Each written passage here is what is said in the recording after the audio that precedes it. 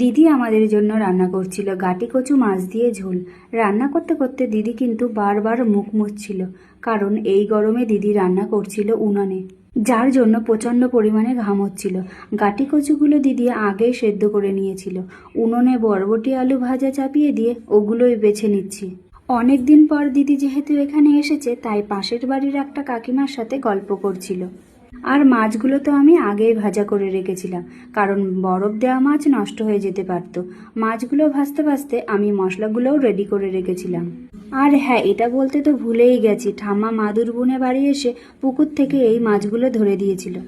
বাড়িতে রাতে রান্না হয়েছিল বরবটি আলু দিয়ে মাছের ডিম ভাজা, ডাল আর ওই গাটি কচু মাছ দিয়ে ঝোল।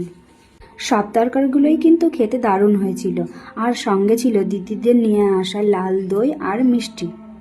সকালে ঘুম থেকে উঠে দেখি গাছে প্রচুর খেজুর পেকেছে। দিদির যা, দিদির মেয়ে, আমি, আমার ছেলে, ভাই সবাই মিলে খেজুর খাওয়ার জন্য ছাদে চলে গেছিলাম। দুঃখের বিষয় এটাই, একটা ডালি হাতে পাচ্ছিলাম, কারণ গাছটা আগে থেকে এবছরে একটু লম্বা হয়েছে। আগের বছর গাছটা একটু ছোট ছিল, তখন খেজুর পাড়তে কোনো অসুবিধা হতো না।